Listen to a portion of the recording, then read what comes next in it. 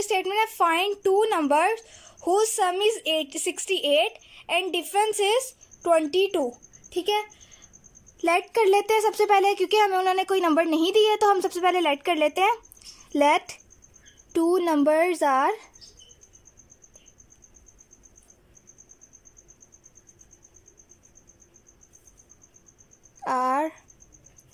A and B according to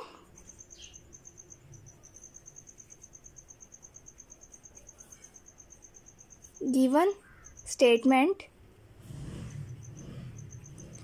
में उन्होंने हमें क्या कहा है,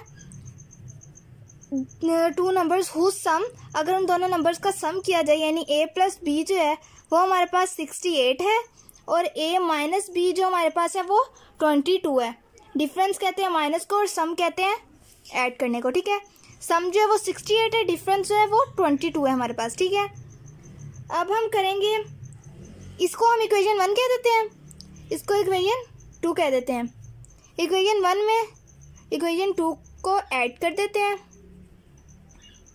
हमारे पास क्या आ जाएगा, a plus B equal 68, a minus B equal 22, 2a equal आ जाएगा हमारे पास 90,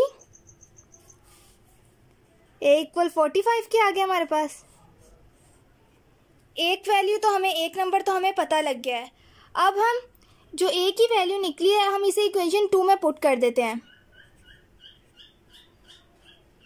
put a equal 45 in equation 2, ये हो जाएगा हमारे पास 45 माइनस बी इक्वल 22, b को उधर ले जाते हैं, 45 माइनस 22 इक्वल b, b हमारे पास आ जाएगा 23 के।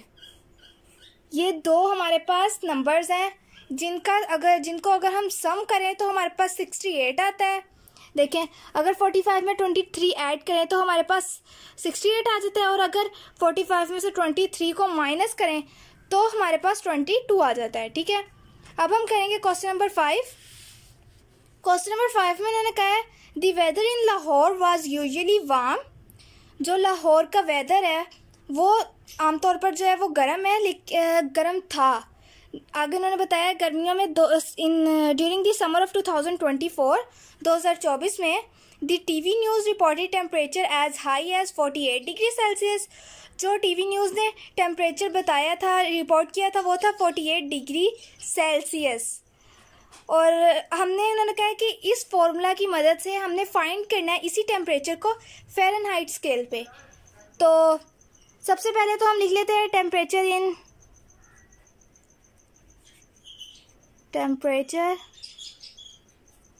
इन सेल्सियस 48 डिग्री सेल्सियस था। अब फ़ारेनहाइट में हमने करना है तो वो हो जाएगा 9/5, और इस डिग्री सेल्सियस की जगह पे हमने वैल्यू पुट कर देनी है जौन सी ये, यानी जो टेम्परेचर सेल्सियस में था 48 था प्लस 32। अब अगर हम इसे सॉल्व करें, ये देखें,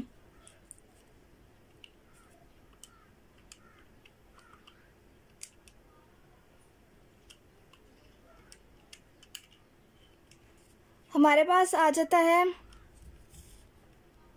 118.4। ठीक है, 118.4 ये हमारे पास फ़ारेनहाइट में आ गया टेम्परेचर। ठीक है, the sum of ages of father and son, अगर फादर की और सन की एज को सम किया जाए, उनको ऐड किया जाए तो वो 72 ईयर्स के इक्वल होती है। ठीक है, और 6 ईयर्स इको 6 साल पहले the father's age was 2 times the age of the son. जो फादर की एज थी वो डबल थी सन की एज से। ठीक है, what was the son age 6 years, और जो बेटे की उम्र थी 6 साल पहले वो हमने फाइंड करनी है। ठीक है, सबसे पहले हम पहली स्टेटमेंट को देखते हैं, the sum of ages of the father and son is 72 years. ठीक है, सबसे पहले तो हम लेट कर लेते हैं कि जो फादर की son is let son's age equal है एक्स के, और फादर्स एज जो है हमारे पास वाई के इक्वल है। लेट कर लिया हमने, सन की जो एज है वो एक्स के इक्वल है और फादर की वाई के।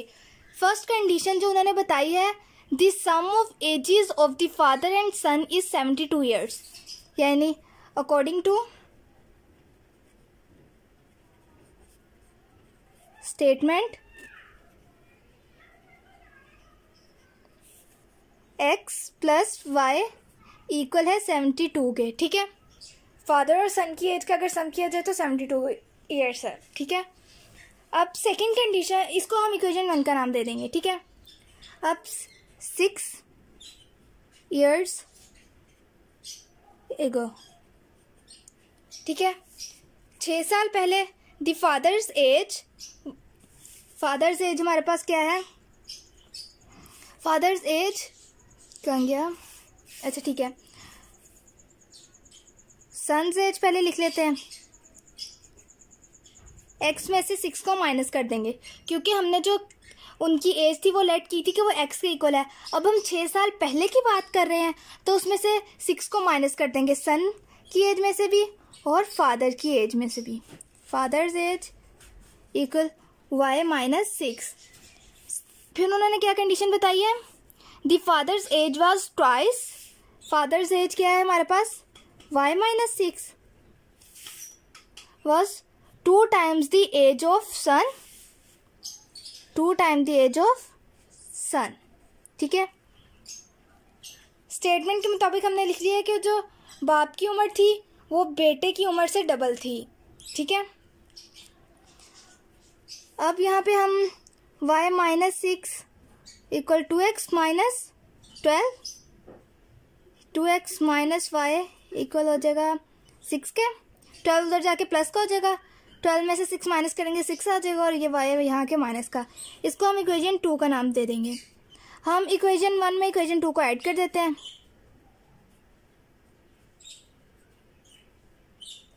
हमारे पास आ जाएगा x प्लस वाई 72 के था, 2x माइनस वाई 6 के, 3x 78 के, तो ये हमारे पास आ जाएगा 26, 3 1 ज़ा 3, 3 2 ज़ा 6, 1 इधर कैरी चल जाएगा और 3 6 ज़ा 18। ठीक है, 26 के आ गई। ये हमारे पास जो है बेटे की उम्र जो है, सन्स एज निकल आई है जो हमने लेट की थी। उन्होंने हमें फाइंड करने का कहा था, what was the son's age 6 years ago, 6 साल पहले जो थी, तो हमने लेट क्या की थी, x माइनस 6 के। तो अब हम सन्स एज 6 years ago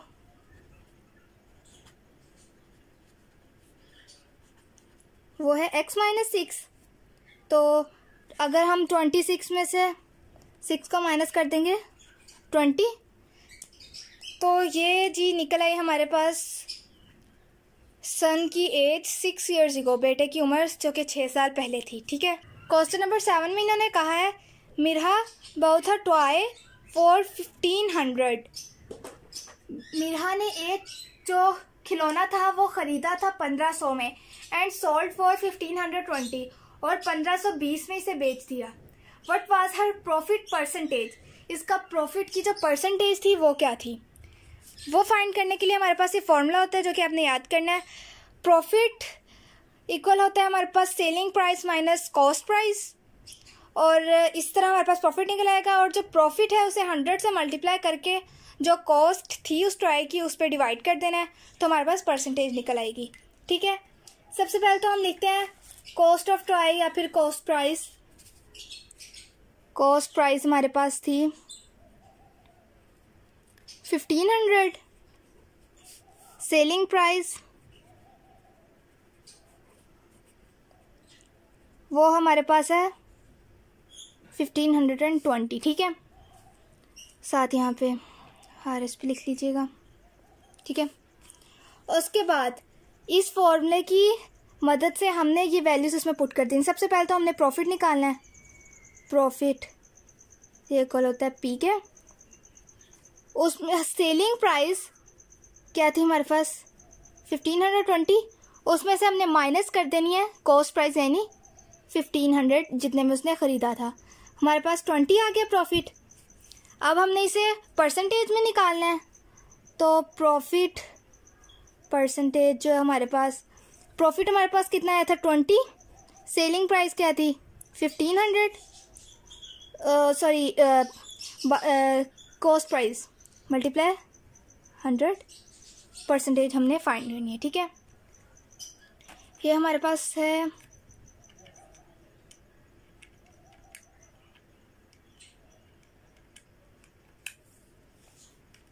4, ये हमारे पास निकल आई है 1.333 एंड सो ऑन। ठीक है, हम इसे लिख लेंगे 1.33%। ठीक है, 1.3% उसको प्रॉफिट हुआ था। अब हम करेंगे question number 8।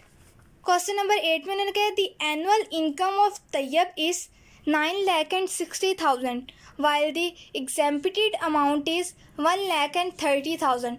How much tax would he have to pay at the rate of 0.75%? ठीक है, सबसे पहले तो हम लिख लेंगे जो एनुअल अमाउंट है हमारे पास, एनुअल अमाउंट जो उसकी थी, सॉरी एनुअल इनकम 9,60,000। ठीक है, एग्जेम्प्टेड क्या थी, एग्जेम्प्टेड इनकम जो थी 1,30,000। ठीक है, फिर रिमेनिंग अमाउंट अब इसकी हमने निकालनी है। रिमेनिंग अमाउंट जो है हमारे पास आ जाएगी 9,60,000 में से हम माइनस कर देंगे 1,30,000। ठीक है, तो हमारे पास आ जाएगा जी 8,30,000।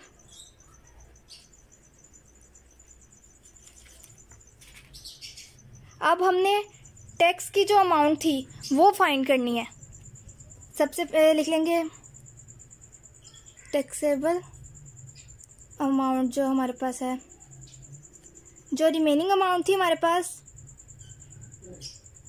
उसको मल्टीप्लाई कर देंगे जो प्रॉफिट उन्होंने हमें बताया, सॉरी टैक्स बताया था जो उसे पे करना पड़ेगा 0.75% था। ठीक है, अब अगर हम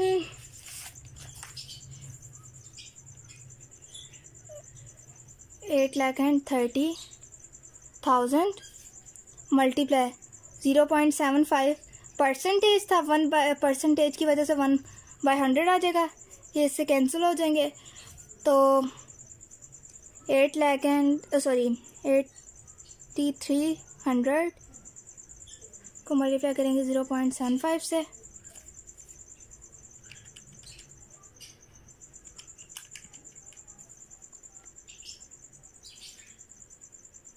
सॉरी 0.75 था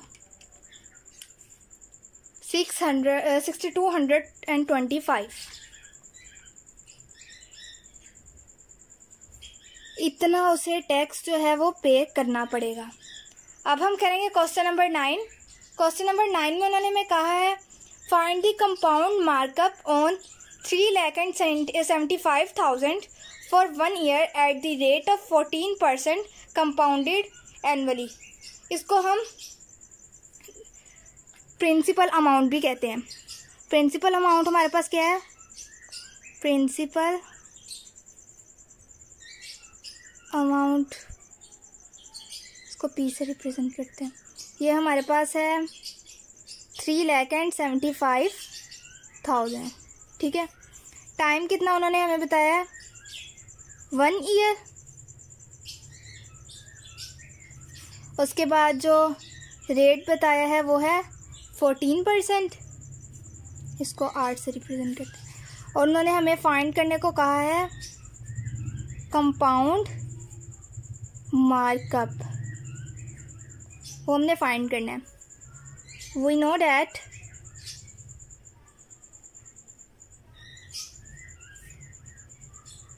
मार्कअप जो है वो इक्वल होता है principal amount multiply rate multiply time. ये फॉर्मूला है जो कि आपने याद रखना है इसका, ठीक है। मार्कअप फाइंड करने के लिए ये हमारे पास एक फॉर्मूला होता है, ठीक है। अब हम इसमें वैल्यूज़ को पुट कर देंगे। जो प्रिंसिपल अमाउंट थी हमारे पास है 3,75,000 मल्टीप्लाई 14% मल्टीप्लाई टाइम कितना था 1 ईयर, ठीक है। 3,75,000 मल्टीप्लाई 14/100 परसेंटेज की वजह से 100, ये इससे कैंसिल हो जाएंगे। अगर हम अब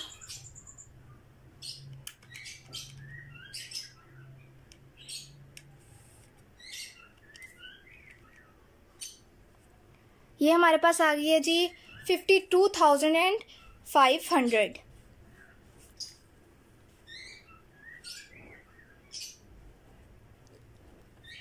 जो मार्कअप है कंपाउंड मार्कअप वो हमारे पास निकल आया है 52,500।